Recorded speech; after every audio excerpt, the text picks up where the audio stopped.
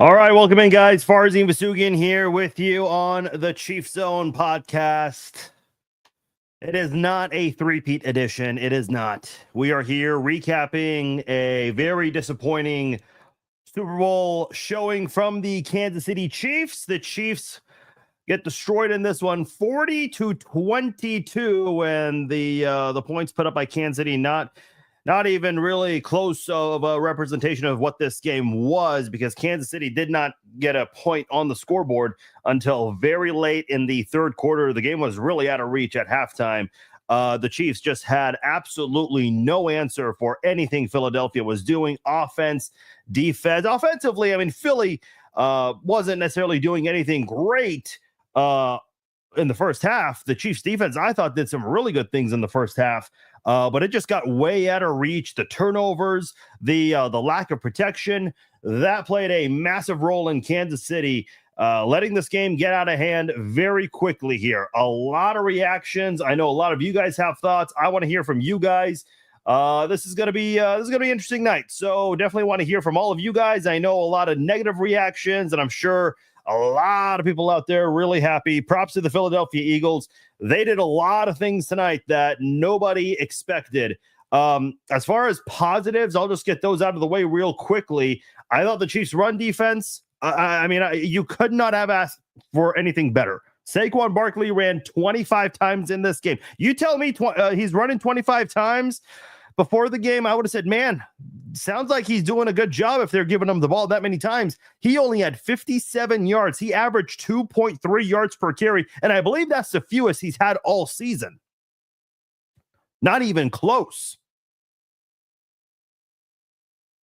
If you told me before the game Barkley's going to get held to 57 yards off 25 carries, I would have said Kansas City had a great night. You find a way to shut down Saquon Barkley, and that is considered shutting him down. I said they would limit him. Man, 2.3 yards per carry off 25 carries. Yeah, you did something not a lot of other teams were able to do. Unfortunately, that's where the positives end. The only other positive you could really take is if you bet on Xavier Worthy to get 2 touchdowns in this one. That's the only positive you can really take outside of the Chiefs' run defense. Unfortunately, the Chiefs, while shutting down Barkley, failed on everything else, essentially. Had no answer for Jalen Hurts and his connections to his wide receivers in this one here, especially on third down. I know their third down numbers weren't necessarily impressive either, 3 of 12, but those 3 pickups they had on third down really just broke the Chiefs in those situations there where Jalen Hurts using his feet, picking up those first downs there, that made it really frustrating to watch at times. So that certainly never helped. The McDuffie matchup against A.J. Brown, certainly a huge mismatch. I know size was a factor, but I don't think a lot of people anticipated that to be the case in this one here. And when you look at the Chiefs' offense, boy, I mean, they could not get anything going. You look at Mahomes' stats right now. I mean, they sound not bad. 21 of 32, 257, 3 touchdowns, 2 picks, 6 sacks. I mean, the 6 sacks is just horrendous. He had a 10-point-something rating at halftime. It was not good. It's a 95 rating, 95.4 QB rating. Obviously not even close to a realistic reflection as to how this game really played out. This one was just... it got out of control real quickly. In the first half, the Chiefs only had 1 first down. It was a Juju Smith-Schuster on the first offensive snap for the Chiefs. And I thought, okay, good start. Chiefs just had no answer after that. Patrick Mahomes dealt with a lot of pressure, got sacked 3 times in the first half, threw 2 picks, including a pick 6. When you look at when Mahomes had protection, in the rare event he had protection in the first half, the Eagles secondary just shut down everyone. And then there were some open plays in the first half. Travis Kelce with that drop right there, that never helps. DeAndre Hopkins, that was kind of a surprise, him dropping that pass. I mean, I felt like the game was out of reach anyway. I even said at the time, I said, look, this game's over. After that Mahomes interception in their own red zone, I'd said, that's over right there. I mean, there's no way the defense is stopping the Eagles when they're already starting in the red zone. No way. And they punched it in real quickly. So Kansas City just really had, other than Saquon Barkley, stopping him. And you thought that was the big key right there. You stop Saquon Barkley, good things were supposed to happen to Kansas City. Well, they did the Saquon Barkley part, but boy, it was not even close. If you guys saw my 3 keys before the game, I posted it this morning, and I talked about what each team needs to do. I said that the Eagles have to control time of possession. They have to pressure Patrick Mahomes and not commit any turnovers. Well, they committed 1 turnover. The first turnover of the game came from Jalen Hurts on a pass to Brian Cook, a great pass rush by Nick Bolton. But they won the turnover battle as Mahomes threw 2 interceptions, and he also had a fumble that he lost in the second half. So the Eagles dominated the turnover battle there, winning that one 3-1. And they controlled time of possession. It was not even close. 36 minutes and 58 seconds to 23:02. So essentially 23 minutes to 37 minutes. Not even close. That was pretty bad. I mean, the Eagles had more than double the amount of time of possession against Kansas City. That is never going to win you a football game. The only way that is a positive is if the team that's losing the TOP battle is they're scoring. They have one-play drives, one-play touchdown drives, which is obviously not realistic. You just don't see that ever. That's the type of game it was for Kansas City, where they just had no answer for anything that the Eagles gave them. Chiefs just had no idea what to do in this one here. This got out of control real quickly for the Chiefs. Three-peat didn't happen, was not meant to be. I think the conversations about comparing this dynasty to the Patriots certainly comes to an end here. Listen, the Chiefs still have, and I know this is not the night for that conversation. We can look down the line and feel differently about it. This is still a great football team. I mean, they've been to 3 straight Super Bowls. They've never missed an AFC championship game with Patrick Mahomes, 5 Super Bowls in 6 seasons. But tonight's really not the night to have that kind of discussion there. This is a very frustrating night. This certainly was not anything anyone expected. Nobody thought this would even happen. Listen, whenever 2 teams are playing in a championship, no one predicts a blowout. Not at all. You hardly ever see people predict a sweep, because when the 2 best teams are in the finals there, you would think that it's going to be close, but that certainly was not the case. The Chiefs have a lot of things to figure out. I've mentioned some of those before. Obviously, we'll have those discussions this week. I'm sure it'll come up tonight. And I see a lot of the comments here. I appreciate you guys joining us tonight. Before we get started, and I will post the link for you guys to call in, because I know you guys have a lot of thoughts. I'm sure a majority of them very negative, and that's okay. I think, listen, this is by far the best season we've had with the podcast, with the social media content, all of that stuff. Win or lose, it's always fun to do. Obviously not fun to recap a game like this, but hey, what are you going to do?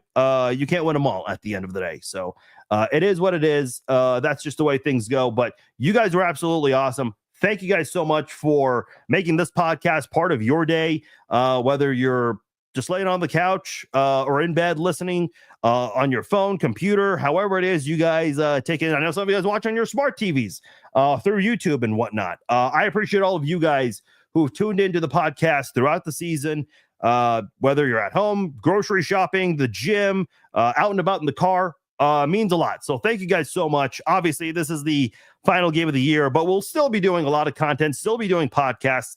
Obviously, with a game like this, there's going to be a lot to talk about this week, and there's a lot to figure out. Speaking of a lot to figure out, I know you guys have some things that you guys want to chime in on. So there is the link right there on Facebook and YouTube for you guys to call in. Just click on the link, turn on your audio, your video, put in your name, and we will chat it up. Let me go ahead and put it on Instagram as well. Did they announce the MVP yet? I see the trophy presentation happening as we speak. I'm going to guess it's either Jalen Hurts or somebody on defense. Usually these things go to offensive players, even if it's a game where you dominated defensively, but when you put up 40 points, I mean, who really knows? I would imagine, I mean, you got to give it to Cooper DeJean, because I feel like his pick 6 really put this game away. I mean, that's where it was officially out of reach. But we'll see what they choose to do with that. Josh Sweat, I mean, he's another candidate there. So it's either going to be DeJean Sweat or Jalen Hurts if it has not been announced already. Yeah, there is a link right there. I will pin it on Facebook, and I did post the link on Instagram. So I want to hear from you guys. Give me a call. Let's chat it up. I know we have a lot of things to go over here. Just some final thoughts before we turn it over. And I see a couple of people waiting on hold, so I'll get to you guys shortly here. I think my biggest question for the Chiefs, how did this happen? What happened with the game prep? Because this is not normal of Andy Reid. I know the Eagles putting up 40 on the scoreboard. I mean, it looks bad. Here's something I want to make very clear, because I think a lot of times in football, when you see a blowout, it looks bad on everyone, especially the defense. I don't really put this game too much on the defense. There were some things defensively. The defense was far from perfect. But again, they shut down Saquon Barkley. They forced some stops. I mean, they went out there and stood toe-to-toe. I mean, they stood up to Philly's offense in the first half. So Kansas City's offense had opportunities to score first, tie the game, cut a deficit, but the turnovers didn't help. The offensive line did not play very well. As great as Joe Thuney was at left tackle, and I've even pondered the idea, is that who you want to go into next season with? I know it doesn't sound ideal, but who do you have? I mean, DJ Humphries, he had all the hype, but didn't even come close to living up to it. The Chiefs didn't feel comfortable with him. So they put Mike Caliendo at left guard. He was eventually figured out with his inexperience. But whoever the Chiefs have tried to put at left tackle, whether it's been Orlando Brown, Donovan Smith, Wanye Morris, Kingsley Suamataia in the last, 3 years, they can't figure out the right left tackle. Joe Thuney's been your best option there. And because I saw a lot of people say, well, the Chiefs need to move Thuney back and put Humphries. What difference would that make? Because I don't know if Humphries was really ready for any of that. I mean, listen, I could be wrong. I don't know. We'll never find out. I'd like to see what Humphries could do in a full offseason, but I'm not sure. It's hard to say. So maybe we'll figure it out. The Chiefs have a lot of players hitting free agency. So within the next month, they've got a lot of things to figure out. I know there was a lot of speculation in the last 24 hours from insiders about Travis Kelce possibly being his final game. There's a lot to figure out in the next 30 days before free agency opens up here. I know a lot of you guys have a lot to chime in with. Hitting leadoff is Michael overseas. Michael, thank you for joining me on the Chiefs Zone podcast. How are you, sir? Not good. Understandable. What's on your mind? Honestly, this, even though the score was better technically, this felt way worse than the Chiefs-Bucks Super Bowl. I agree. Like, I don't know what it is with us in our offensive line. Why some years we can figure it out, some years we can't. Like, I don't know if it's like coaching problems or just the players, but like Mahomes can't keep running for his life like this, or he won't be able to play in the league as long as Brady did. No. I mean, listen, Brady played a very long time, so it's very hard to get to that level. But yeah, I mean, it's you got to give Patrick Mahomes some help. Brett Veach has to figure out this offensive line. I'm seeing some people talking about the coaching. I mean, listen, I know people have their opinions about Matt Nagy. I'm seeing some Andy Heck blame. I know a lot of people want to play the blame game right now, and there's certainly a lot of it to go around with it right now. But yeah, there's a lot to figure out. I mean, you got to give him a good offensive line. You have to. Otherwise, you're wasting opportunities to win more championships. Yeah, hopefully that long bomb touchdown to Worthy is a sign of things to come for next year. I'm hoping that next year that can carry over, and we can get the deep ball back in our playbook, and have a steady pass game. But like, they did not run the ball enough. Like, you saw, everybody saw like those couple run plays that they did have. They were getting positive yards, and they just went away from it and tried to pass just because of the deficit. Yeah, they did not run at all very early, which surprised me.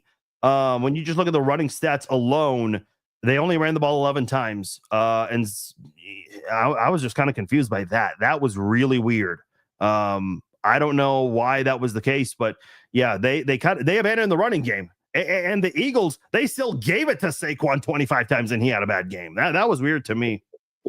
Yeah, it's just like A lot of people probably agree, but like we went into this game completely one-dimensional for play calling, saying what can we do to stop Saquon, and thought, oh, we'll be fine being able to stop everything else, and obviously that didn't. We stopped Saquon, but like that didn't. We couldn't stop anything else. Jalen Hurts can still run. He can still sling the ball.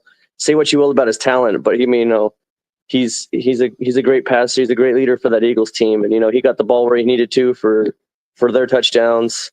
Cooper DeJean, probably one of the greatest rookie corners anyone's ever seen, getting that pick six. Like, I'm not putting the blame on anything other than just the Eagles play called a better game. The better team won.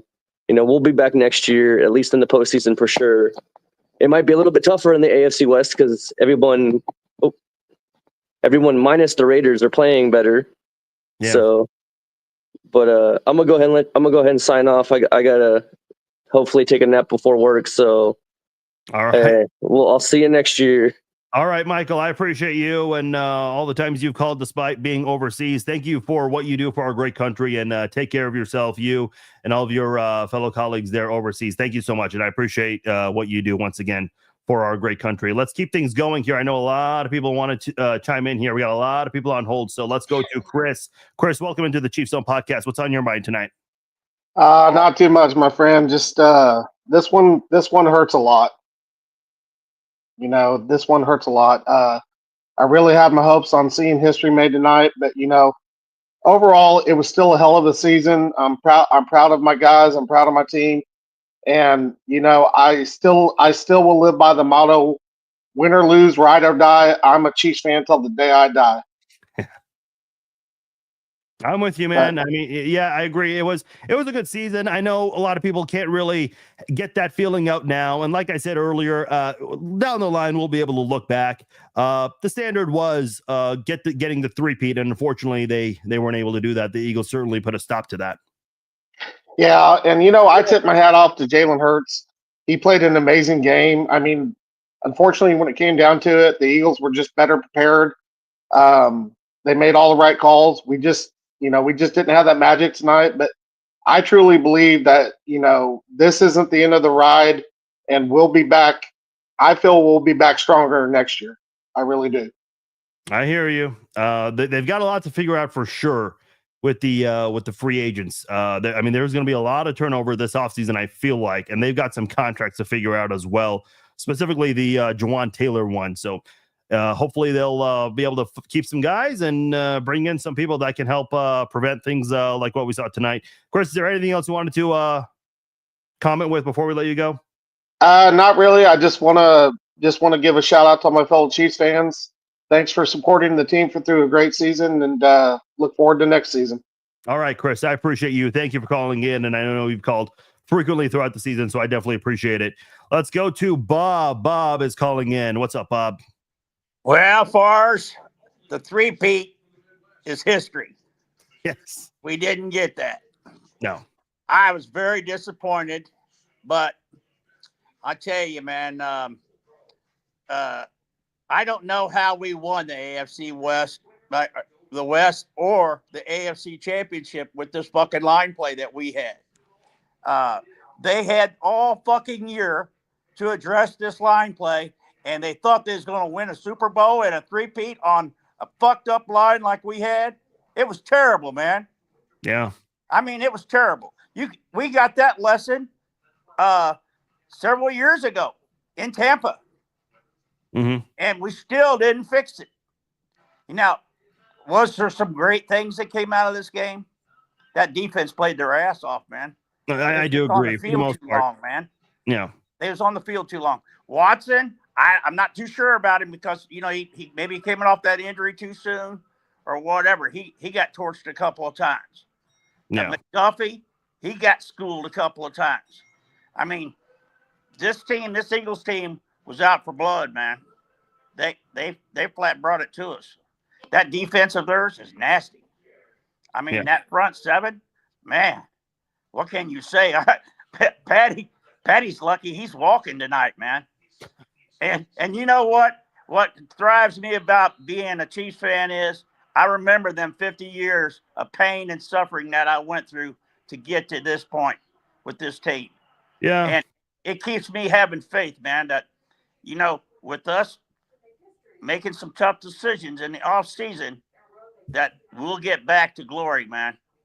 It, it's painful tonight, Yeah. but I see good things in this. If we can keep Reed and there's some very good players on this team, man. We got a shot, man. So anyway, I've had a real good fun time this year with you and the cast and the kingdom, and I'm disappointed. My heart's broken, but man, I'm still standing, and there's going to be tomorrow, man. I Yeah. bleed red. All right. So thanks for everything, man. I appreciate you, Bob. I think you've called in just about every single show, so props to you, and as well as all of the other frequent callers. So thank you so much. Appreciate it. Breaking news. I completely forgot about this in the midst of the blowout. Travis Kelce broke Jerry Rice's record for most catches in Super Bowl history. Well, there's one positive you can take away from this, but kind of forgot about that. Let's go to Daniel. Daniel is here on the Chiefs Zone podcast. Daniel, before you chime in, I just want to congratulate you, sir. I know you just graduated from the his name escapes my mind right now. Please help me out. The Dan Patrick School of Sportscasting at Fulton University. Yes. Congratulations. I know you interviewed me for a project. I did a very similar one when I was in college going through J school. So big ups to you. Big congrats to you. Thanks for calling in. How are you? What's on your mind? Thank you. Hey, when you posted that it's over, and I go, man, it must be over because he posted it. I hate to say this, but it's over. And you're like one of the most positive guys, other than my friends, and then my buddy that always goes, we were down, and he's like, it's not over yet. It's not over. I'm like, dude, it's over. Yeah, like, it's done. And then I just go, you know what? I mean, my friends are Cowboys, Titans, and Cardinals fans. I go, dude, you guys don't even know what it is like to even get here. We've got here 5 times, 3 in the last. And I'm like, okay, I started going to like, okay, cool. Yeah, it felt great. It felt like Tampa all over again. I was like, this is Tampa. And I woke up nervous. I was more nervous about this game than I was any other of the Super Bowls that we were in. And I don't know why. I think it's because everybody was just, I was like, okay. And then, I hear reports, the Kelce and Taylor and Travis were out. They were all out Friday night before. And I'm like, so what? Who cares if they were out? If, people are saying that they were out. And I'm like, I don't care. Yeah. This game, we played, but, it's like you said, we need to go find our left tackle. Then that's like the very first thing. I don't know who it's going to be. I don't know where we get them, draft, free agency. It's just been like, but, and we went to Super Bowl 3 times in a row, right? Kingdom, I mean, 5, we won 3. There was a lot of time when we were like, can we just win one playoff game? Yeah, one playoff game. Right? I mean, when we were down 10-0, I was like, oh, we got them where we want them. We got them where we want them. And then it was like 17-24. I was like, okay, maybe not. Yeah, I thought that too. I thought that too for sure. But like I said, it's been a fun year. I've been with you so long with the Chiefs Zone. From when you had it on earlier, and I've seen how this thing has just grown tremendously. And it's like, you're one of the reasons why I enrolled in that class. I enrolled in that school. I was like, I want to learn how to do this. And then when I saw your background in Kansas, I was like, oh, I need to do this. I want to work in it. And I know it's probably different in sports, but hey, we'll see what happens down the road. But yeah, anyways, it's gonna sting just like that Tampa Bay one, right? That Tampa Bay one stung. We'll be back.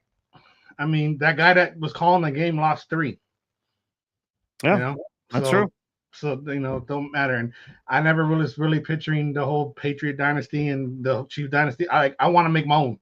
I like to make our own history. I don't want to repeat somebody else's. They can do all that ref crap. Now maybe it's to be done. The only thing I just don't like the fact that it's one of the worst fan bases to lose to. I'd rather have lost to Detroit. I'd rather have lost to Washington. I'd rather lost to Minnesota. But Philadelphia Eagles or the 49er fan bases are, other than Dallas, so probably the 3 worst fan bases to lose to. And the fact that we have to hear the Eagles fan base, but whatever. We'll be back.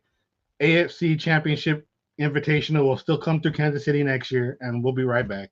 Just fix the left tackle, fix the offensive line a little bit, and don't go away from the run, because that's one thing we did very, very wrong. Yeah. So, anyways, that's it. I appreciate it again. Thank you very much for the big ups about me graduating. Yes. Congratulations once again. And thank you so much. You've been another one of the frequent callers, and big ups to you. Best of luck to you. And thank you for the kind words. I do appreciate that. Patrick Mahomes is talking right now. Let me just play that for a little bit here.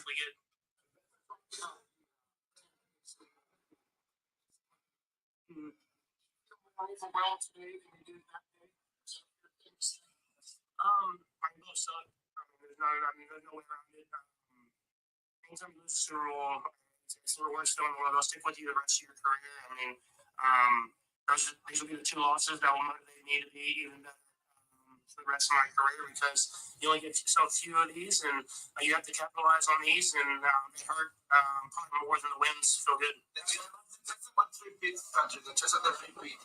Does hurt more the chest that will my. No, I mean, not necessarily. Losing the Super Bowl just doesn't feel good either way. Anyway, I was proud of how my team thought this entire season with the expectations that we had on us, but we came up short. And so now it's how you respond, and hopefully that we can learn from this like we learned from the last loss that we had, and try to continue to get even better, because it's going to take a better football, especially for me, in order to try to make a run at another Super Bowl. All right, we'll cut away from that. Just wanted to hear from him a little bit. Before I started playing that, he was already talking. He did say that he takes blame for the result. I mean, there's plenty of blame to go around, but usually when you're a leader, that's what leaders typically do. There was that question. I know it was a little hard to hear, so I do apologize. The question about the three-peat. I mean, listen, I know that the Chiefs have said many times, and I've said this before, they say that they don't talk about the three-peat. Now, I'm not saying the Chiefs get together every week and have a conference about the three-peat. I'm not saying that, but I don't believe that the three-peat was never talked about. I'm sure it had been brought up at least a couple of times, because as soon as Patrick Mahomes threw a touchdown to McCole Hardman last year in the Super Bowl, he's celebrating with the rest of his team. Confetti is falling. And in his interview with Tracy Wolfson, he's like, yeah, this means we got a three-peat now. So it's been on their mind for quite some time. It has been. So this is it's an opportunity that might not happen ever again. I mean, it is very difficult to go and win back to back. The Chiefs had a chance to do it in Super Bowl 55, and they didn't. And then they had another opportunity to go back to back. That is very difficult alone. So to do it 3 times in a row again, or have that opportunity to do so, might not happen again. I see Jason, Rochelle, Marcus, you guys have been very patient. I'll get to you guys shortly. I think, a lot of people are comparing this to Super Bowl 55.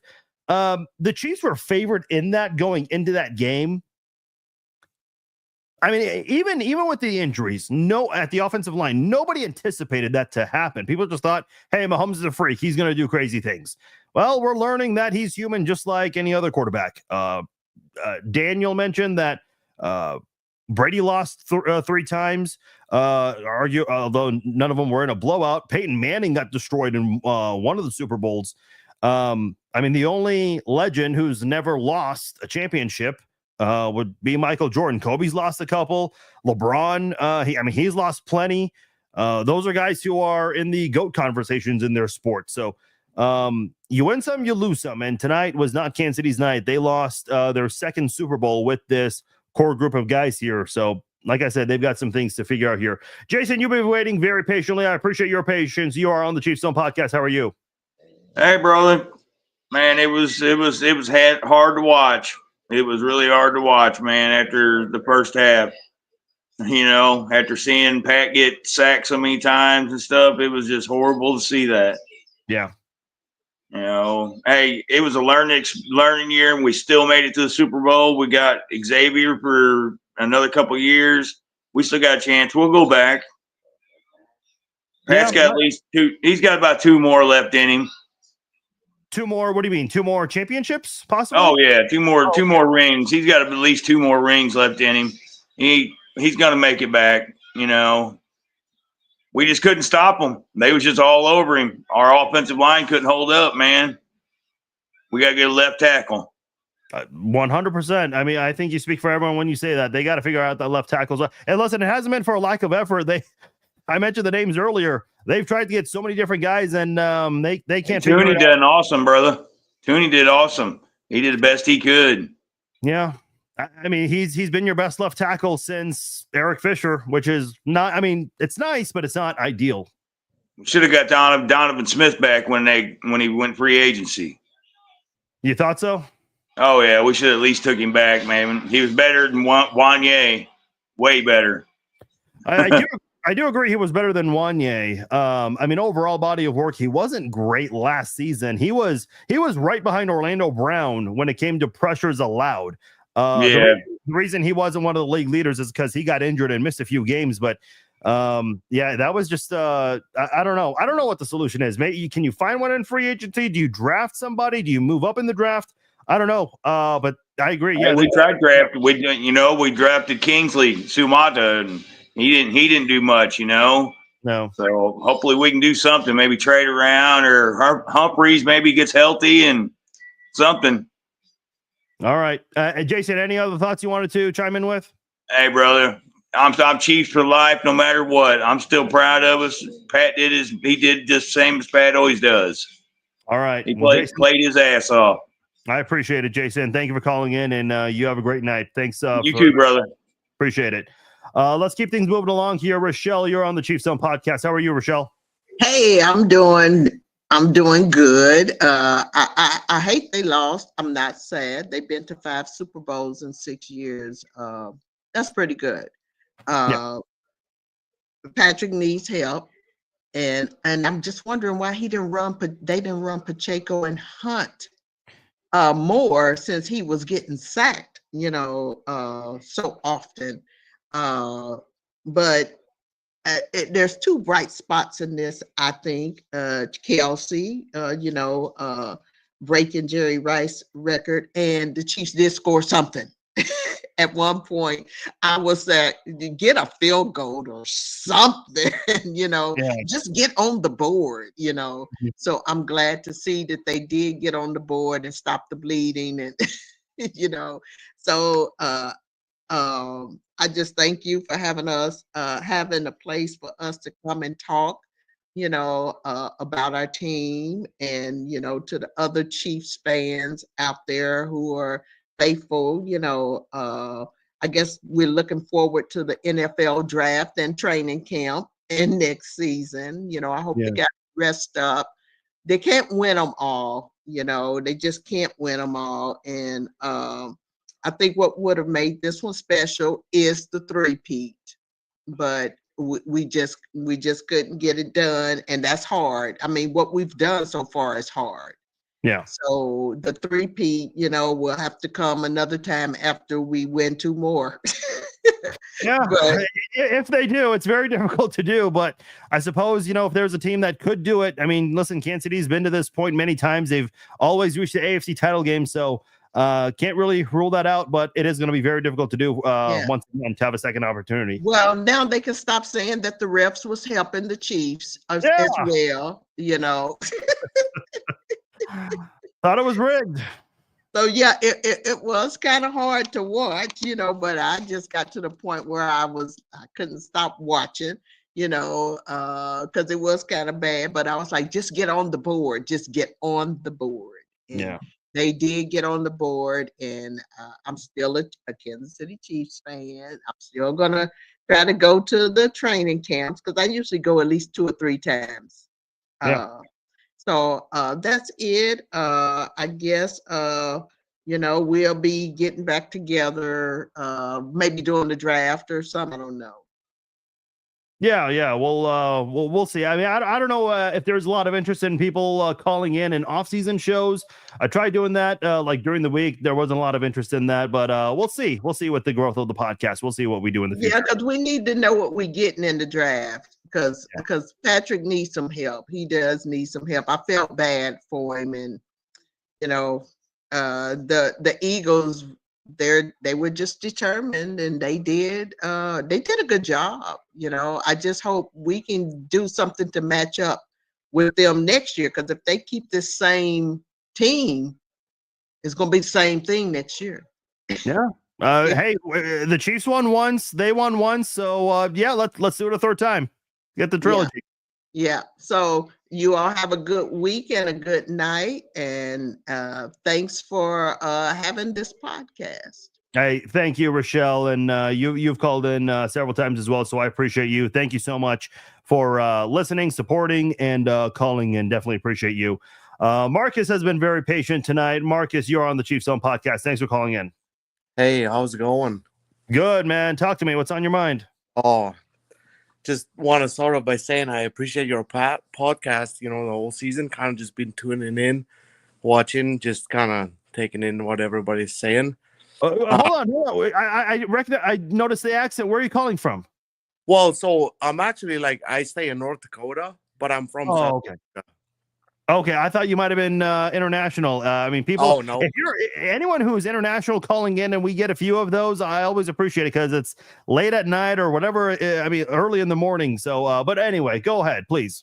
So, what do you think we should do in the draft, though? That was kind of my first question. What do you think we should be going at? I mean, look, here's my thing. If you have Patrick Mahomes, who, you know, when you just look at everyone in the NFL right now, he has the maybe not this season statistically, but he is still the best player in the NFL. Yeah. If you have the best quarterback, you've got to have a strong offensive line. Because I think, listen, as nice as it is to have Travis Kelce, and we'll see what happens, Hopkins, Hollywood, Worthy. I mean, we got a couple of guys on rookie deals. We'll see about Rice's suspension. But in my opinion, I think Mahomes can win with anyone if he has the protection. Jalen Hurts had the protection today. Patrick Mahomes did it. That was a big difference maker. It's got to be an offensive line heavy draft, in my opinion.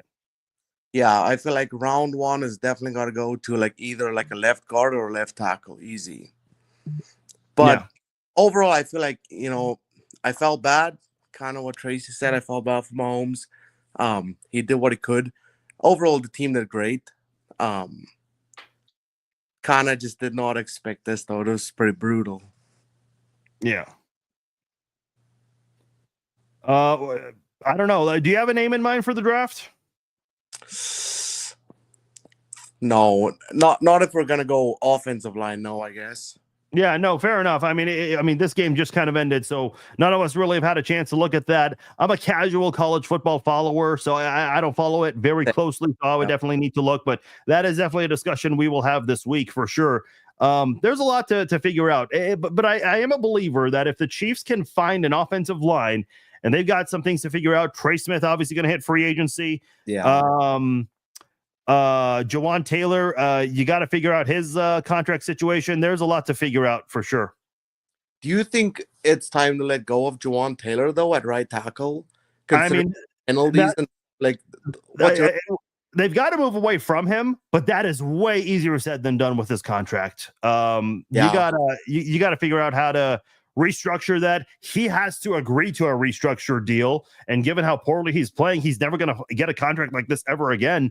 So you gotta, I mean, both sides have to agree to it. So I don't know. To answer your question, yeah, they gotta kick his ass out of the team.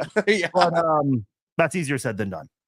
I know I forgot the fella's name, but the guy before the lady who spoke, he mentioned, Donovan Smith coming back. And, I didn't think Donovan Smith did too bad of a job at left tackle, but, it's just one of those complications, I suppose.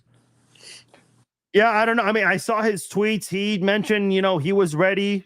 Yeah. Anytime if the Chiefs wanted to call, they didn't go in his direction. They went with Humphreys instead. I thought Smith played a little better in the postseason last year, but still.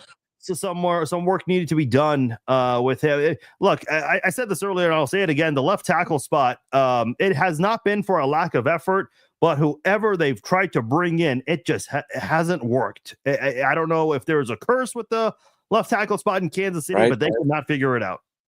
It's like they just got toasted tonight on the O-line. I just kept watching the game, and I was like, the O-line is just there's just nothing. The D-line of the Eagles, I mean, those guys had motivation. They just came with whatever they had to. And, they had Mahomes, they had him pressured, and, he did what he could, and well done to the Eagles.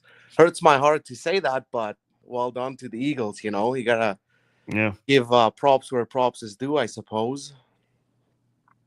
Yeah, I mean, they wanted it more in this one, and I hate to say that, but Kansas City did not show up in this one, if we're just being completely honest here.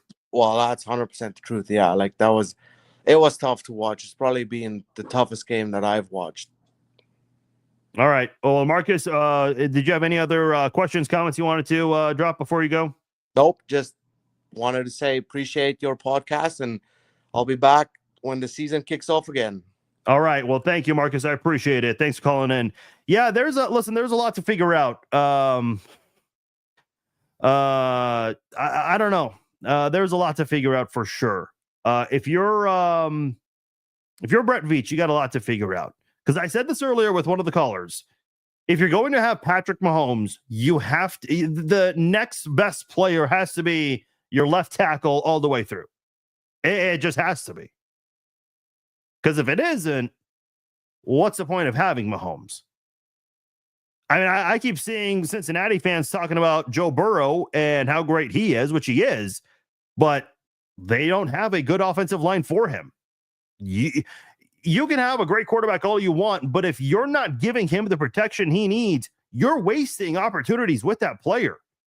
Now, it sounds crazy to say with Kansas City because they've been to the championship so many times, but I think the standard is, hey, at least don't look like crap out there. I mean, a loss would still be very heartbreaking, but don't lose, 40-22 and just get your ass completely kicked at halftime.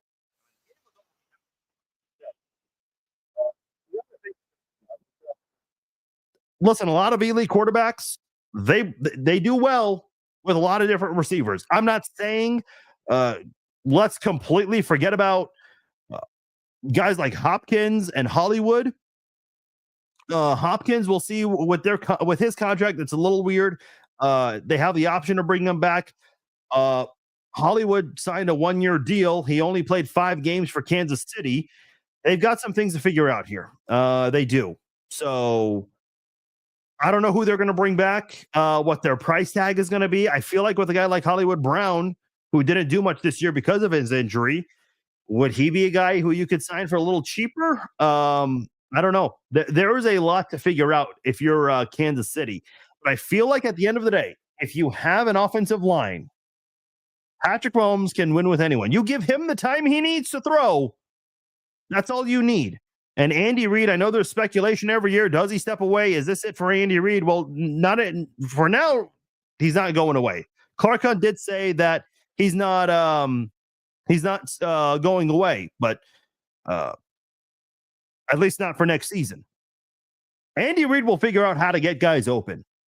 I mean, listen, Sky Moore and Kadarius Toney got open. The problem was those guys could not catch. So if you can figure that out, then I think at the end of the day, the passes will be there and you'll be able to get the time you need to make the right throws. I said this in my 3 keys this morning for the Chiefs. Protect Patrick Mahomes. You protect him, and I did say it'd be easier said than done. Mahomes will have the time he needs to make the right throws. Mahomes did not have the time he needed. Unfortunately, when he did have the time in the very rare event, what happened? He threw one to Kelsey. He dropped it. Hopkins, he also dropped one as well, that wide open play. I mean, the game was already way out of reach. And these are in the first half, by the way. You just don't see Hopkins ever drop those kinds. I still remember one year with Houston, Hopkins had 115 receptions, not a single drop that season. And I'm not saying Hopkins is a terrible player. I mean, listen, I know he's gotten older and whatnot, but I still would like to have my chances with him. If you have a great offensive line and a great group of pass catchers, well, your offense should be firing. The problem this year was a lot of the injuries. So we never really got to see what happened with the offense or what could have happened. Rice got hurt, missed the entire season after week 4. Hollywood got hurt on the first preseason snap, so we never really got to see that potential. And that was a big deal because all off season long, we heard about the rapport that was being established between Mahomes and Hollywood. So Ogle in the chat says, we have the best GM in the league. They'll make the moves to make the Chiefs relevant. I agree. I do agree that Brett Veach is the best GM here. I mean, listen, ever since they've traded Tyreek, they've reached the Super Bowl every year. Everybody said the Chiefs were toast without Tyreek, or they were going to be. Well, not so fast. The Chiefs made it to 3 straight Super Bowls, and obviously they did not win tonight. It was a massive disappointment, but this team has been able to go out there and win without him. Maybe not in the most ideal ways, especially last season and this year with the offense, though this year injury certainly played a big role. When you look at the defense as well, he traded L'Jarius Sneed. I mean, that was a big loss. I mean, Jalen Watson, I know Bob brought it up earlier. Yeah, that certainly played an impact. I don't think losing L'Jarius Sneed played a role in today's game because I thought the Chiefs defense came up with some stops. The problem this season was in that Bills loss and in this loss, the two true losses the Chiefs had. The Chiefs defense came up with some stops. Kansas City's offense did not return the favor. That's that was the most frustrating part of these two games, is that it's not like the game was out of reach from the get-go, from the very first drive of the game. No, Kansas City had opportunities and they just had no answer. It was out of reach, escalated quickly, and they could not do anything about it. It was too damn late at that point.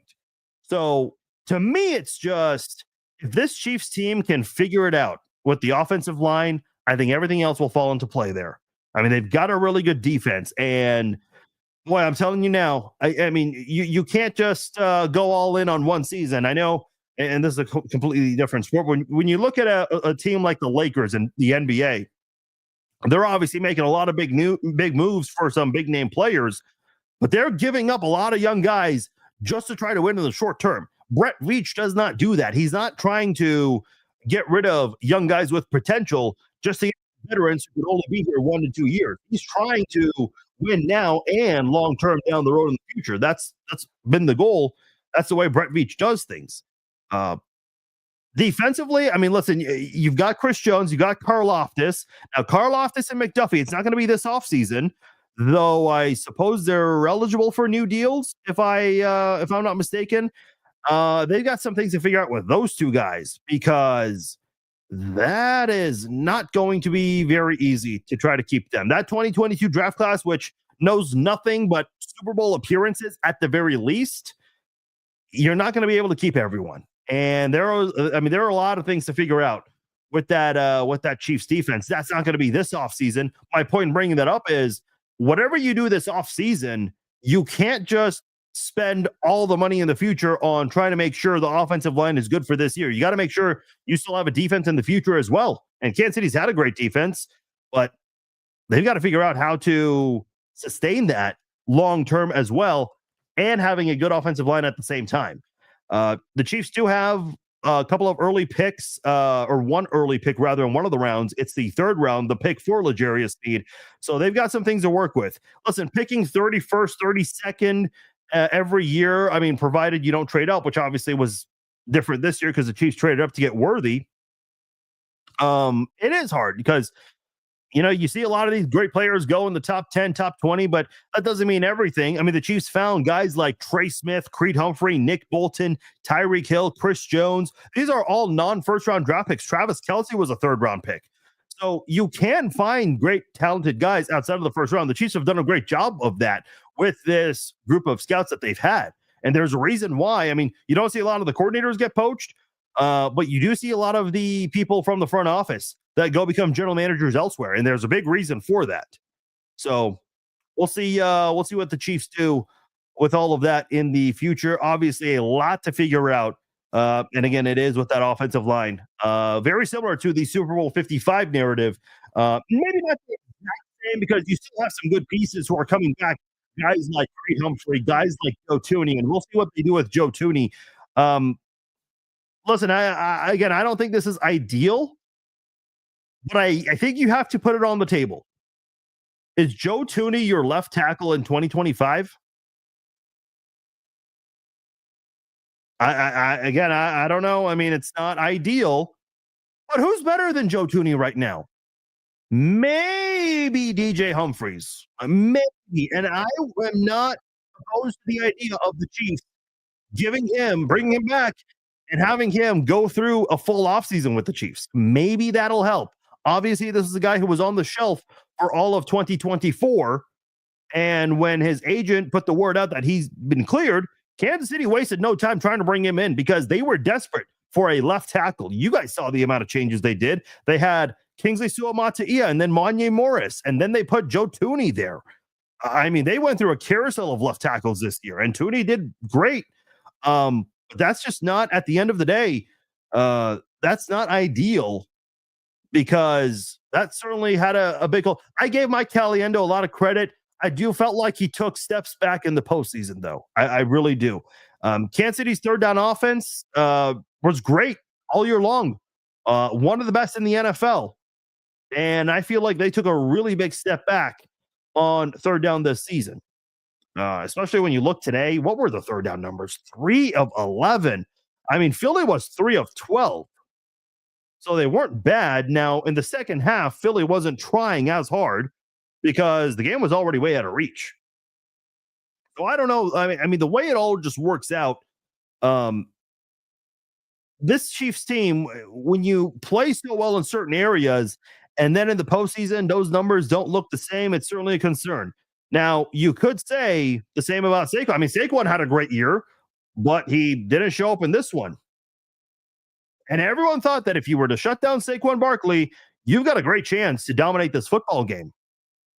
But fortunately for Saquon, the other 21 teammates of his, they showed up. Saquon had a bad game. The 21 other players on that Eagles football team that were on the field, offense and defense, they all played great. They thrived in this one. And that's why the Eagles won this football game here. Let me see. Instagram. I'll read some comments here. I know I don't read a lot of the Instagram comments here. I also think they should have used some jet sweeps and screen passes. Hanimal K_KC. They tried one screen pass and it was just shut down. What's my take on Travis Kelce? Brady B26 is asking. Well, he is not speaking to the media today. That is very, very reminiscent of what Jason Kelce did last year when he did not speak to the media. So we will not hear from Travis Kelce. I was about to say Jason Kelce until his podcast this Wednesday. That is when they usually publish their podcast. And I would imagine Travis Kelce will address his future, maybe just a little bit, but may not make a decision right away. Maybe he has made a decision. I don't know. Maybe that's part of the reason why he's not talking, because there were a lot of reports in the last 24 to 28 hours where a lot of insiders, guys like Rappaport, James Palmer, who's very well connected with the organization, the word is Travis Kelce might have played his last game with the Chiefs. Boy, if it is, and I know it didn't end on the highest note, the complete opposite, in fact, but you can't take away what Travis Kelce's accomplished. The amount of 1,000 receiving yard seasons he's had, no other tight end has had. The postseason numbers are Jerry Rice-esque. And again, I may not be the night for this, but with the possibility of this being Travis Kelce's last game and him not talking to reporters tonight, probably is a strong indication that he doesn't want to face any of the retirement questions and is probably going to make an announcement real soon about his future here. So wait for that in the near future here. I've seen a lot of these comments today about Matt Nagy. I don't know, man. I don't know.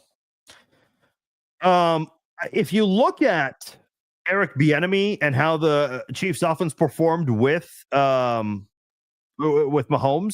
Mahomes' numbers were way better under Bieniemy than Nagy. Now, at the end of the day, this is still Andy Reid's offense here. He's, as far as we know, the play caller. And here's a weird thing about the play calling thing. When things are working, Andy Reid gets the credit from a play calling standpoint. When things are not working, everyone's blaming Eric Bieniemy or Matt Nagy, whoever the offensive coordinator is. Which I just don't agree with that kind of criticism. You can't do the whole like, oh, take credit when it works and don't take credit when it doesn't. Like, no, or don't take blame rather.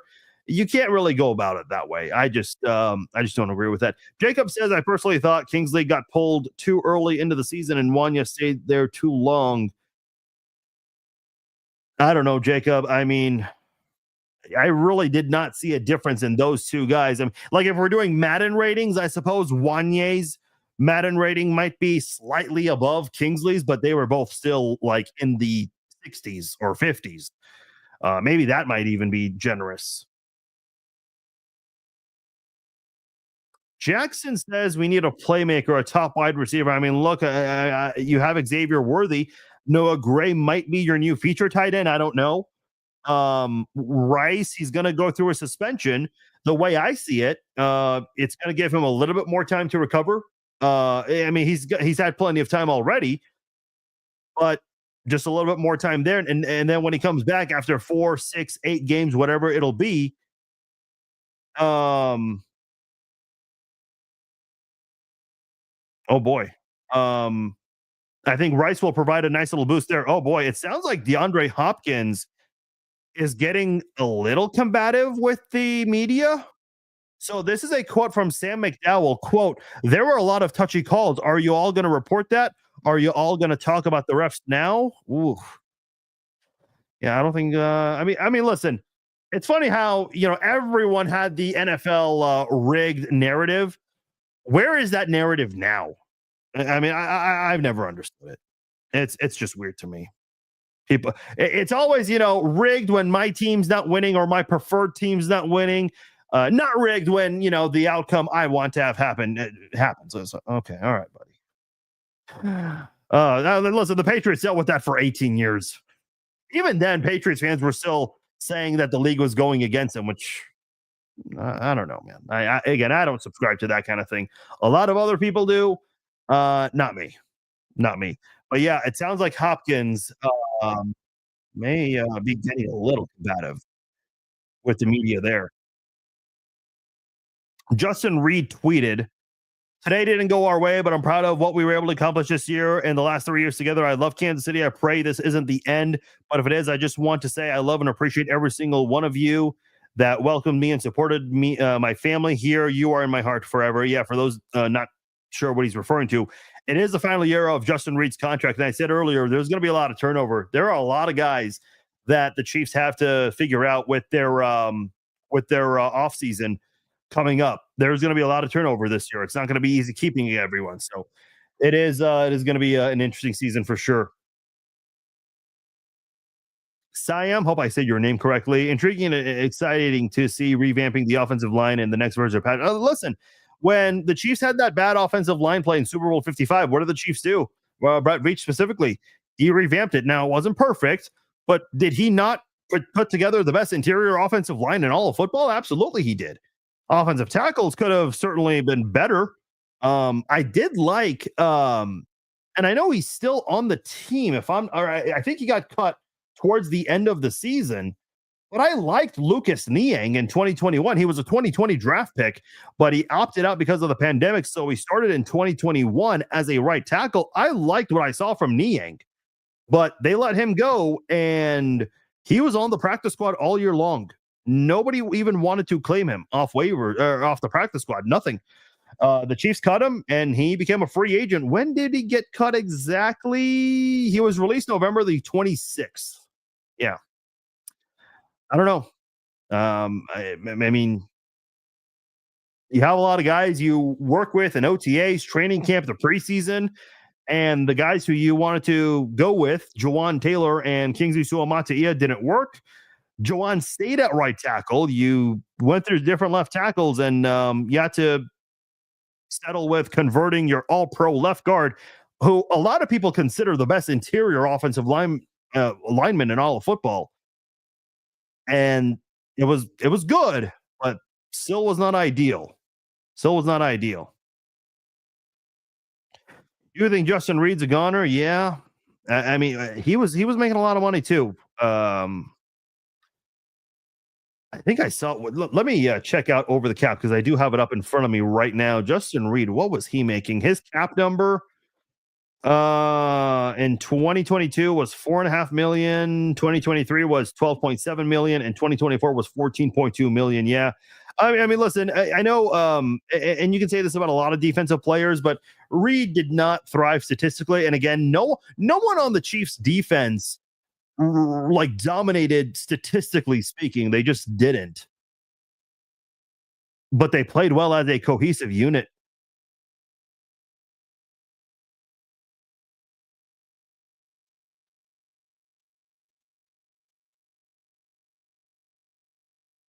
Yeah, I mean, Orlando Brown, a lot of people were very excited about that one. The Chiefs gave up a first round draft pick to get him, and then they converted him. But boy, I mean, that was just a disaster. I mean, listen, he led the NFL in pressures in his last season with the Chiefs. And when they let him walk, he goes to Cincinnati in his first season with the Bengals. He led the NFL in pressures. So he led the NFL in pressures 2 years in a row, and also got hurt this year. So the Chiefs knew what they were doing in letting him go. They just haven't been able to. They just haven't been able to do anything in the last couple of years without him. I mean, it's essentially been the same. You just have a younger Orlando Brown out there.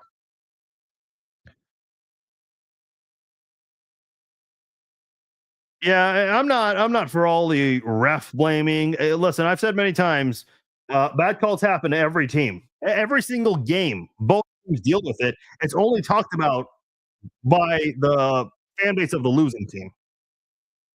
Yeah, Jackson, pairing Rice with Worthy, that I'm excited about. And again, I know we won't get that right away, but it does have some seriously good potential. And if you can find a way to keep DeAndre Hopkins and or Hollywood Brown, that would be huge for Kansas City. Nick Bolton spoke to the media, and he was asked about his future, and he did say that Kansas City feels home.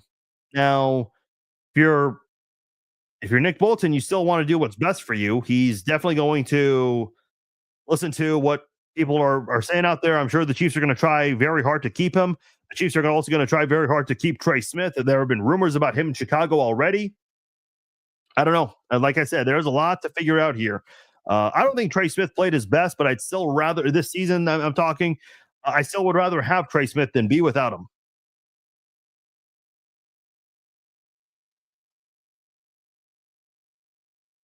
Yeah, that's unfortunate, Donnie. No Super Bowl for Kareem Hunt, DeAndre Hopkins. I mean, I was hoping that they would get their opportunity, and yeah, Kareem Hunt's another guy. And if I'm not mistaken, isn't Isaiah Pacheco in the last year of his deal? Or maybe he's got one more, because I know he was a 7th round draft pick. Let me check Spot Track real quickly. Yeah, he is 20. Oh, he is under contract for 2025. So I do take that back. So we'll see. I mean, the Chiefs could move away from it, but I doubt they will, because I think they definitely like Pacheco if he stays healthy, but I would imagine they really want to keep Kareem Hunt.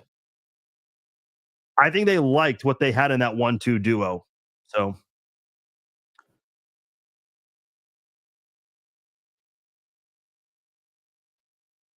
I'm just skimming through the comments here. There is a lot. So I apologize if I don't get to everyone's comment tonight. Ethan says, going to take the title back. Watch. Yeah, I mean, listen, I trust Casey will win again.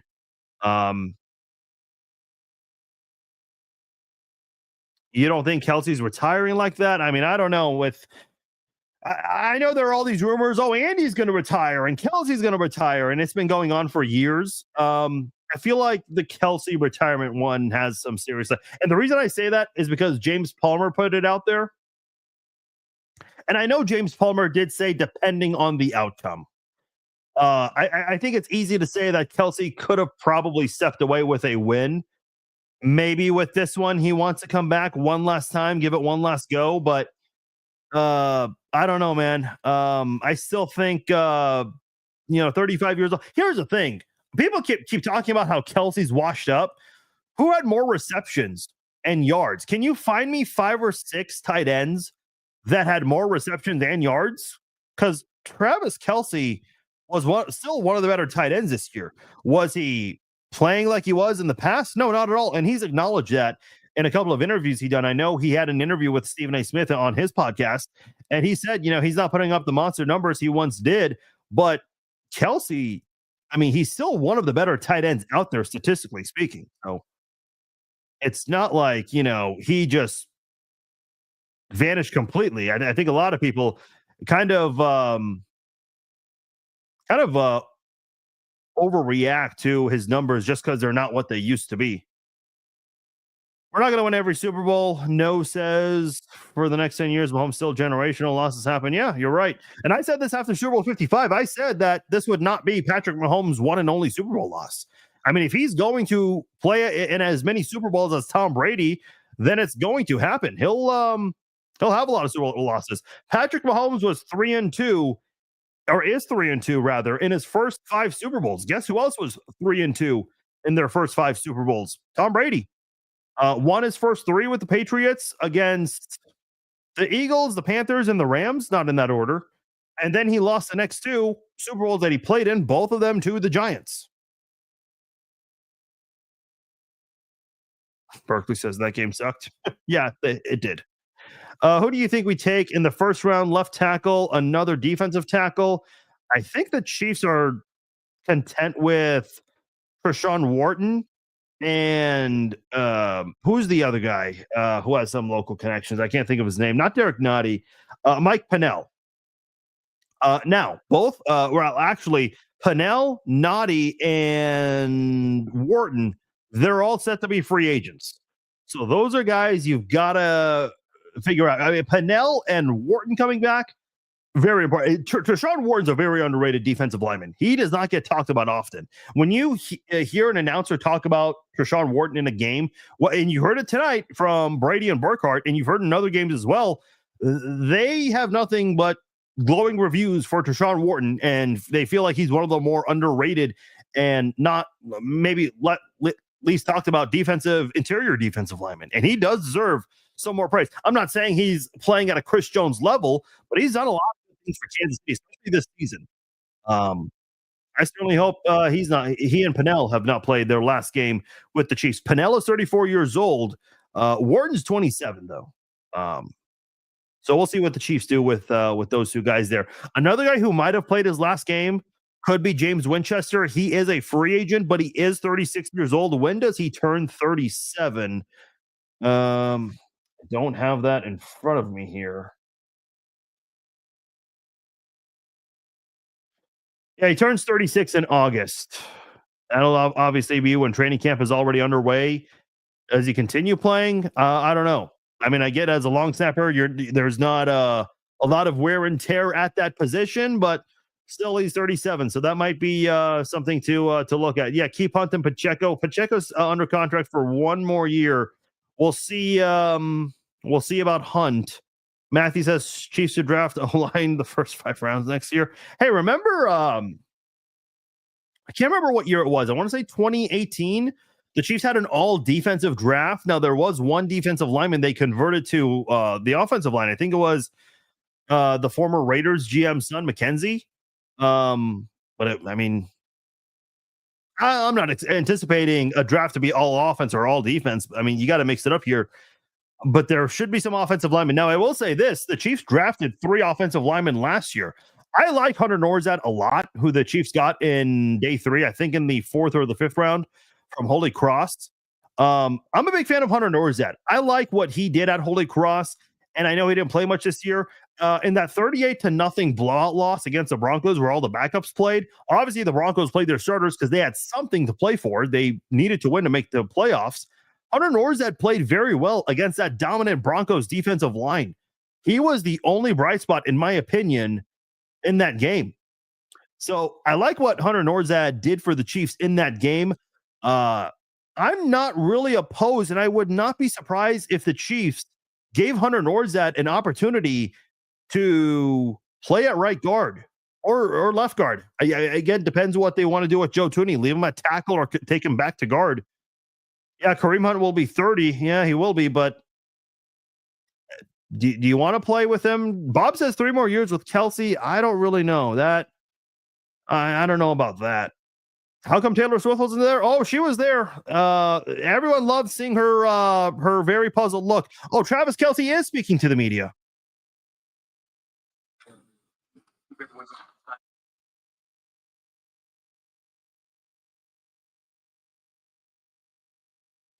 Okay, it looks like we missed the majority of it. Now it's talking to you guys. But yeah, there was a reporter out there who said that Travis Kelce was not speaking to the media, and not the case. Kelsey definitely spoke.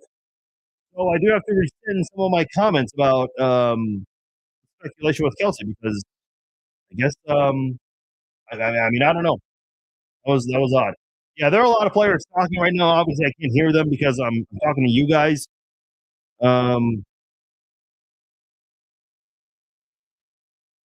yeah, I mean, you're just seeing the look on their faces, and I know there was that camera shot during the game where they showed the entire Chiefs offense on the sidelines. I mean, you saw Trey Smith, Travis Kelsey, and then down the line you could see Kareem Hunt, and I mean that's the guy who obviously was really looking forward to this one here, given what he had gone through. But yeah, it's just disappointing. Some of these guys who were looking for their first ring, guys like Hopkins and Hunt, and then some other guys who wanted to pull out the three here and weren't able to do it.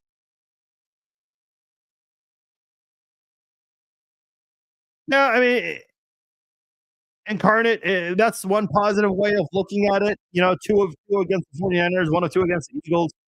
I mean, yeah, you've won 3 Super Bowls with this Chiefs unit here, and you've been to 2 more. I mean, no one else has been able to do that, going to 5 in 6 years. Um, obviously, like the showings you had in 55 and 59, Super Bowl 55, Super Bowl 59, certainly not good. It doesn't take away from what the Chiefs have accomplished during this period of time. In the 7 seasons, Mahomes has been a starter. I know tonight's not really the night to really look into that too much and discuss that because the loss certainly is the big talking point tonight. But this is still a team like they've been to the AFC title games 7 years. Every single season Mahomes has been a starter. You've reached the AFC championship game. You still reach the AFC championship game. President Donald Trump didn't get much coverage at the game. Taylor Swift looked upset. Yeah, I know they showed the president before the game. I don't know. I was a little surprised they didn't show more. I mean, considering the network it was on, so I don't know. Juanita, what are you talking about? Taylor Swift was there. She was definitely there.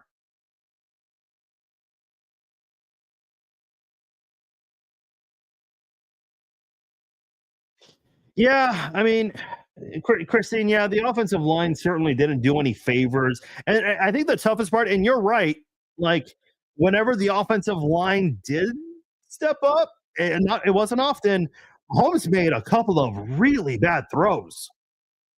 And he got better about that as the season went along. So that was a big surprise to me. I know the Eagles have a great defense. I'm not dismissing any of that. And I said today, if the Chiefs want to win, they've got some things they've got to do against this Eagles defense, and it's easier said than done. I said that today. But my whole problem is it's just how do you look like that when ball security is something the Chiefs got better about during the second half of the season? Do I think Kelsey retires? Look, he's 35. He's going to be 36 soon. He's still playing, not as high of a level, but he's still one of the better tight ends in the league. I don't think he's going to play long enough to have the best the record for receiving yards and touchdowns among tight ends. I think that's out of reach for him. But I really think he wanted one more ring. I really do. If this is his last game, I still think he's the GOAT at the tight end position. He really is. Don't take my word for it. Listen to Mitch Holtis. That guy announced every game with Tony Gonzalez, and he's announced every game with Travis Kelsey.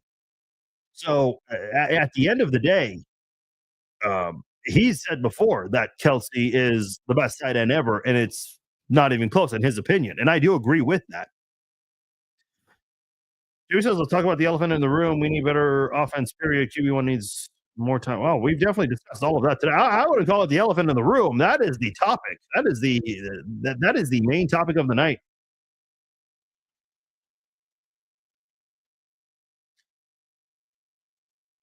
It was a good game no matter what. You don't get to the Super Bowl by doing bad. That is true. I don't agree with the first part of your sentence, but I do agree. You don't get to the Super Bowl by being bad. You sure as hell don't get to the Super Bowl 3 years in a row by being lucky. The Chiefs seemed a bit off, and the Eagles were definitely on both great teams. Yeah, no, you're right. And I said earlier with one of the calls, The Eagles wanted it way more. The Chiefs, and I have a lot of questions about this Chiefs team and how they looked. Um, they just didn't. I mean, they came out unprepared in this one. I don't know what the whole prep week. I don't know what all of that looked like, but you can't tell me they were prepared. Prepared teams don't come out trailing 24-0 at halftime in the biggest game of the year. They just don't. There are some things to talk about. Kingsley Suamataia needs to be given a chance to prove himself next year. I agree, Blake. I mean, the Chiefs are not giving up on a second-round pick. And I know it was just one spot, but they still traded up to get him because they felt like someone else was going to get him. But I'm telling you right now, and I know the Chiefs are very, very patient with players. I mean, for Christ's sake, they still have Sky Moore on the team. They were very patient with Kadarius Toney last season. I mean, the Chiefs can be very patient. The one position you cannot be patient on is left tackle. If the left tackle cannot play, if he cannot do what's expected of him, see you later. You got to go. We got to find someone else. That's the message that's going to be sent.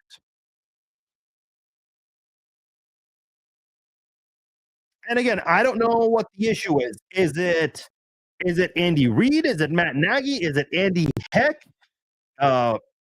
Or is Brett Veach just giving those coaches a really bad offensive tackle to work with? I don't know.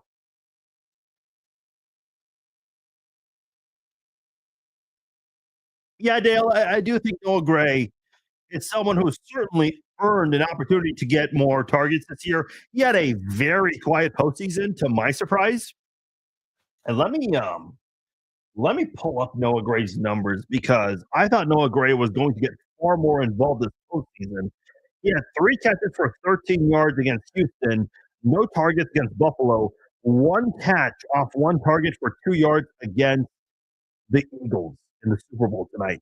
A very quiet postseason for Noah Gray. And he had 40 catches off 49 targets for 437 yards and 5 touchdowns. I mean, he had a really good season this year for the Chiefs. So I don't know what they're going to do with him.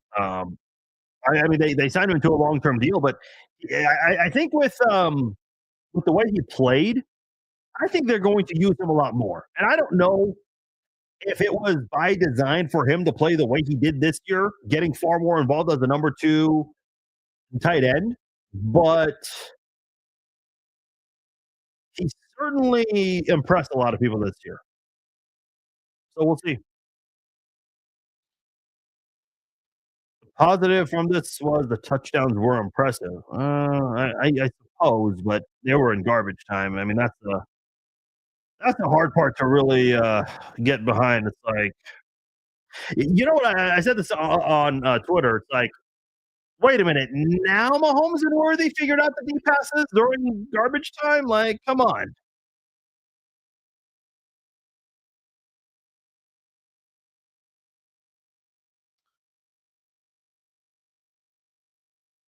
Hey, I appreciate it, Antoinette and everyone else. You guys are awesome. They were blinded by the lights. Was that a Weekend reference? Well, Kelsey ended up talking. I think people were surprised because there was a reporter who said Kelsey didn't speak, but he ended up speaking. Appreciate you, Bob. Yeah, we'll start to wrap things up here. I love this comment from R.E. Paul. Who cares? Really, we have far bigger things going on right now. This is just a freaking game. Move on. Then why are you listening? No one's forcing you to listen. I love when people are like, who cares? But they're showing that they really care by writing paragraphs. It's like, well, evidently you care because you're commenting and you're contributing to the discussion. I mean, you're giving me views and whatnot, which I appreciate. And by the way, one last time, before I forget, please subscribe to the YouTube channel if you haven't done so already. I see a lot of people listening live tonight, so I definitely wanted to put that out there. The YouTube numbers, that is the one where I have the least followers on because that's the one where we started using YouTube this season. It's certainly gone up, especially in the postseason. And I do appreciate everyone that's been subscribed to the YouTube channel. If you haven't done so already, please subscribe on the YouTube channel. We're still going to continue the content going into the off season. That will not go away. We'll be doing Chiefs talk, also non-Chiefs talk, NFL talk as well. So, yeah, none of that is going away anytime soon.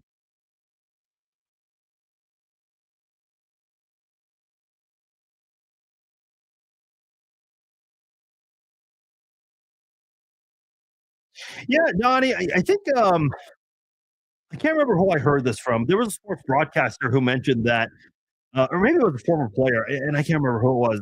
Fans certainly take the loss harder than the players. That is definitely true, 100%.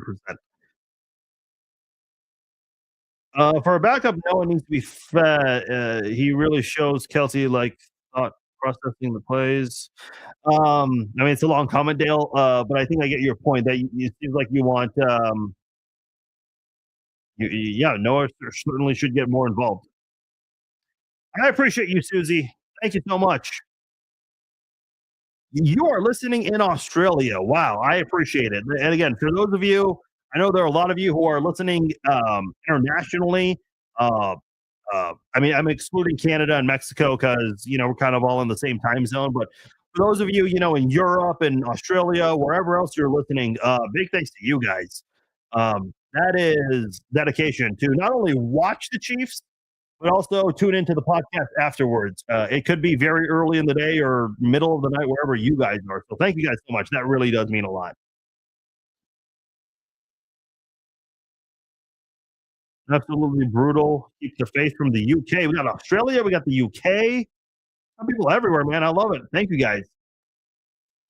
Eric says, has Mahomes ever had a good offensive line? I feel like Super Bowl 54 with Eric Fisher, Steven Wisniewski joining midseason, Mitchell Schwartz. I feel like that group of offensive linemen, that was his best. They cut Mitchell Schwartz and Eric Fisher the same offseason. It has the offensive tackles have not been good. Not been good. So there are a lot of things to figure out with that offensive line for sure. Yeah, if you haven't done so, I'll post the link one last time. Please subscribe to the Chiefs Zone podcast. I really appreciate everyone who's been doing that.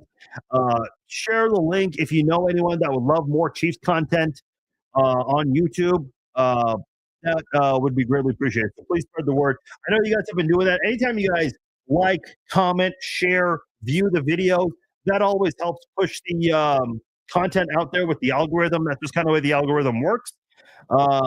And that really helps out a lot. So I really do appreciate it. You always watch my stuff. One of the smartest and funniest guys to listen to. I appreciate it, Dale. I that means a lot. So thank you guys. This has been an awesome season. It did not end the way we wanted it to, damn it. But listen, that's okay. It's been a hell of a year. You guys have been great. Thank you all once again for the support, the content. I've said this many times in the last week, but I'll say it again because I just want you guys to know this. The numbers are not even close when it comes to first of all, the amount of new followers we have, and I'll get to that in a moment. The engagement, the video views, the podcast views, it is at an all-time high, and it has never been this high before.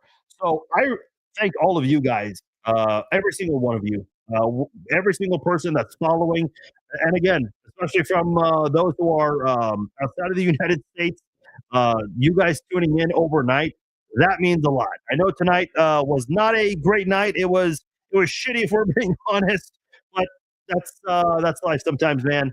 That's what Nick Bosa said last year. That's life sometimes, right after the Super Bowl loss. And by the way, I know with Meta's metrics, they're really weird. According to them, I've lost 20,000 followers in the last week, which is not accurate. I hope they figure that glitch out. But the one thing that I do keep track of is the amount of followers we have every year in the Super Bowl. In Super Bowl 53, Super Bowl 53, I had 4,000 followers, just to give you guys an idea.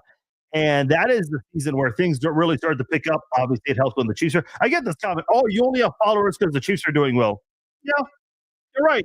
I do. The difference is between me and a lot of the other podcasters out there who talk about the Chiefs. I've been doing mine for a very long time. I didn't do this when the Chiefs started playing well.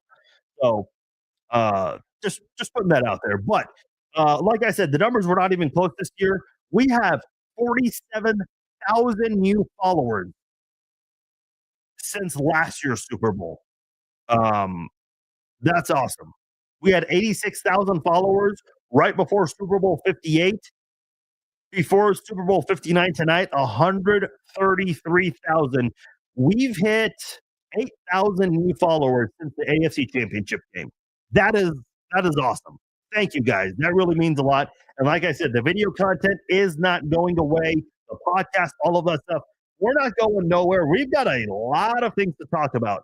Tomorrow night, we will go live, 8 o'clock Central Time. Obviously, we are going to be discussing the offseason, what needs to be done, what will the Chiefs do, what could happen to Travis Kelce, as it seems like he's got a decision to make.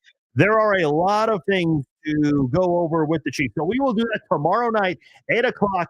The offseason podcast officially begin. Like I said, we're not going anywhere, so we're going to roll into the offseason tomorrow night. Thank you guys once again. Big appreciation to all of you guys for the support this year. My name is Farzi Masugian. I am out. I'll talk to you all tomorrow.